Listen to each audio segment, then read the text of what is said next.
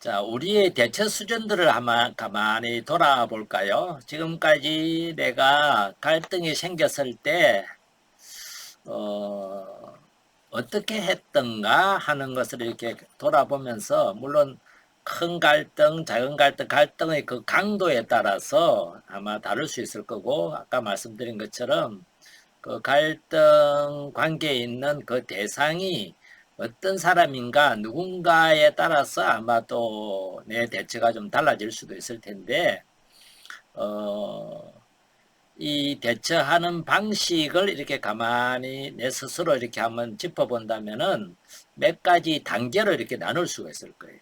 초보 단계라고 볼 수 있는 것이 뭐냐면은 갈등에 대해서 내가 어떤 생각을 가지고 있느냐 하는 것과 그 다음에 갈등을 대할 때 내가 어떤 방식으로 대하느냐 하는 것을 서로 결합을 시켜가지고 이 갈등 대처의 수준을 이렇게 나누거든요. 자, 초보 단계는 갈등에 대해서 좀 부정적인 개념을 가지고 있어요. 그러니까 갈등은 피하는 게 좋다. 갈등은 없을수록 좋다. 갈등이 있는 것은 뭔가 내나 그 사람이 문제가 있는 거라고 여긴다.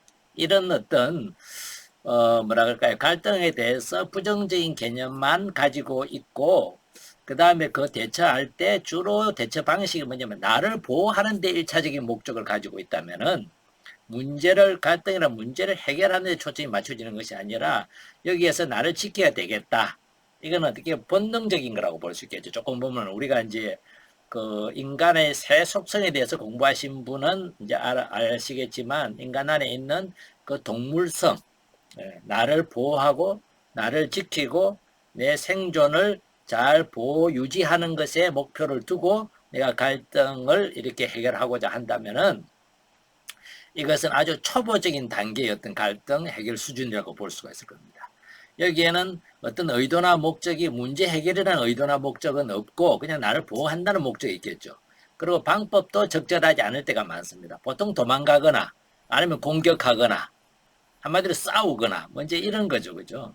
이런 방식은 갈등은 일시적으로 해결되는 것처럼 보일지 모르지만 왜냐하면 감정을 터뜨렸기 때문에 그렇지만은 그 후유증은 관계가 더 악화되거나 나는 속은 시원한데 관계는 나빠지거나 그래서 이런 것을 가져오는 결과 때문에 결국 뭐냐면 갈등이 더 또 다른 어떤 갈등을 낳게 되는 그래서 이건 아주 초보 단계의 갈등 대처 수준이라 이렇게 이제 볼 수가 있을 겁니다. 그 다음에 여기에서 이제 한 걸음 조금 나름대로 갈등을 잘 해결해 보겠다. 이렇게 해서 중급 단계라면 뭐냐면 갈등에 대해서는 긍정적인 개념을 가지고 있어요. 아니면 적어도 부정적이지는 않는 중립적인 개념을 가지고 있다고 볼 수 있습니다. 갈등은 그냥 있을 수 있는 일이지. 더불어 살면은 갈등이 피할 수는 없어, 갈등을. 갈등이 없는 공동체나 살아있는 어떤 집은 죽은 거야. 이렇게 생각할 수 있는 것만 해도 갈등에 대해서 중립적이거나 긍정적이라고 볼 수가 있죠. 그죠? 이런 어떤 긍정적인 개념을 가지고 있고, 그 다음에 대처하는 방식도 파괴적이지 않는, 파괴적이라는 것은 나도 파괴되고 너도 파괴되는 것인데 주로 언어로서 표현이 돼요. 갈등을 할 때 다룰 때는 우리가 주로 언어로 다루잖아요. 그렇지 않고 폭력이나 어떤 완력으로 다루게 된다면은 나라와 나라 사이 갈등은 보통 어떻게 해요? 첫 번째 외교로 다루고요. 말로 하자는 거죠. 그게 안 되면 그 다음에 뭐가 동원이 돼요? 군대가 동원이 돼요. 폭력이다라는 거죠. 개인도 비슷해요. 처음부터 폭력을 들이대는 사람이 있어요. 처음부터 군대를 들이대는 사람들도 있단 말이에요. 그리고 처음에 외교는 군대를 들이대기 위한 그냥 수단으로 하나의 뭐라 그래 형식으로 군대를 보내기 위한 명분으로 쓰는 경우도 있어요. 나라와 나라 사이에. 우리가 드물지 않게 최근까지도 봤어요. 그런 거를. 아무튼 사람 안에도 그런 경우가 생긴다는 거죠. 그냥 이미 답은 정해져 있어요. 너는 내가 말하는 대로 들어야 돼. 그러면 갈등이 해결돼. 이게 뭘까요? 파괴적인 어떤 대처 방식이라고 볼 수가 있습니다. 아니면 내가 굴복해가지고 저 사람 말을 잘 들으면은 갈등이 없겠지. 이런 것들도 뭐죠? 결국은 파괴적이에요. 서로의 관계는 집의 종속 관계가 되는 것이지 건강한 관계가 될 수는 없는 거죠. 그죠? 이런 것을 우리는 중급 단계라고는 이제 볼 수가 있습니다. 의도와 목적은 좋은데, 좋은 관계를 유지하고 문제를 악화시키지 않고 좀 풀려고 하기 위해서 의도와 목적은 좋지만 방법이 안 좋다는 거죠. 그래서 이제 힘겨루기를 하고 이기고 지고의 게임이 들어가고, 그래서 이거는 결과적으로 악화되거나 그냥 겉으로는 아무렇지도 않은 갈등이 없는 것처럼 잠복되어 있거나, 근데도 다행히 잘 돼가지고 해결될 수도 있어요. 우리나라에서 이걸 해결하기 위해서 어떤 기업가가 그랬죠. 몇 대 때리고 나서 그 다음에 돈을 줬어요. 맷값이라 그러고. 그 맷값 받은 사람이 자기가 몇 맞은 만큼 충분히 받았다고 여겨지면은 어떨 것 같아요? 갈등은 해결이 돼요. 방법은 안 좋았지만. 그런데 해결이 안 될 수도 있다는 거예요. 악화되거나 내가 뭐 돈 때문이나 돈으로 다냐? 이런 가치관을 가지고 있는 사람한테는 이건 해결이 안 되는 거죠. 중급 단계입니다. 정말 이제 고수 단계를 가면은요, 갈등에 대한 긍정적인 개념과 대처하는 방식도 나도 살고 너도 살고 이 갈등을 통해서 둘 다 좀 성장을 해보자. 문제를 해결해서 더 좋은 관계로 가는 방향으로 한번 나가보자 하는 것이 고수들이 하는 겁니다. 의도와 목적도 좋고 당연히 방법도 좋은 방법을 택할 줄 아는 겁니다. 그래서 갈등을 좀 더 완화하거나 줄여나가거나 아니면 해결하는 것이라고 볼 수가 있죠. 여러분들은 초보와 중급, 고수 중에서 어느 단계에 속하는 것 같아요? 중급 단계에 속하는 거예요? 초보 단계에 속해요? 아니면 고수예요? 갈등 해결? 난 고수야. 고수분 손 한번 들어볼까요? 한번 탁 들어보세요. 뭐 이거는 너무 내 자랑하는 거 아니다 이렇게 생각하셔도 괜찮아요.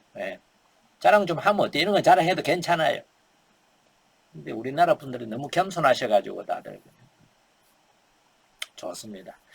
자, 이제 우리 자신에 대한 평가를 한번 정리를 해봅시다. 스스로 내가 평가를 해보니까 갈등에 대한 개념에 대해서는 나는 긍정적인지 부정적인지 그냥 뭐 중립적인지 스스로 이제 평가가 어느 정도 내가 어떤 위치에 있는지를 이제 좀 이해하셨을 거고, 대처하는 방식은 상대를 파괴하지 않기 위해서 그냥 내가 안고 살아가는, 내가 희생하는 그런 쪽이라면은 방법은 아직은 초보죠, 그죠? 그래서 조금 보완할 필요가 있다 하고 이제 그런 단계에 있는지, 아니면 학습이 필요하다는 건 알겠는데 배워서 뭐 효과가 있을까 하는 의구심이 생기는지, 왜냐면 지금까지 별별 수단을 써봤는데 안 되더라는 경험이냐, 아니 많이 축적이 되면은 이 생각이 들기가 쉬워요. 되겠나? 나는 할 수 있는데 저 인간 때문에 내가 아마 안 될 것 같다. 이것도 그런 생각을 갖게 만들 수 있습니다. 그죠? 그 다음에 제대로 한번 학습을 해보고 싶다. 여러분들은 1, 2, 3, 4 중에서 제가 여러분들에게 여러분들에게 맞는 거를 지금 선택해 보시라고 한다면 몇 번을 선택하시고 싶으세요? 손가락으로 딱 이렇게 한번 해보세요. 4번이 많으시네. 3번, 4번, 떠요. 좋습니다. 자, 4번이라면 질문 하나 더 드릴게요.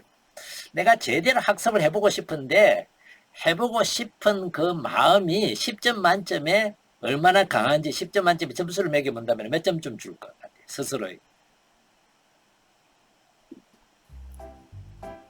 10점 만점에 10점? 좋습니다. 내일은 1점이 되더라도 오늘은 10점으로 가보는 겁니다. 그죠? 가자! 한번 가봅시다. 자, 일단 내 자리, 내가 지금 어떤 것으로 하는지에 대해서 조금 이렇게 체크를 해봤다면은 이제 다음 단계 우리가 이제 하나씩 갈등을 이렇게 한번 이제 풀어가는, 조금 초보 단계에서 중급을 거쳐서 고급, 고수 단계로 이렇게 가보는 그것을 한번 차근차근 한번 배워봅시다.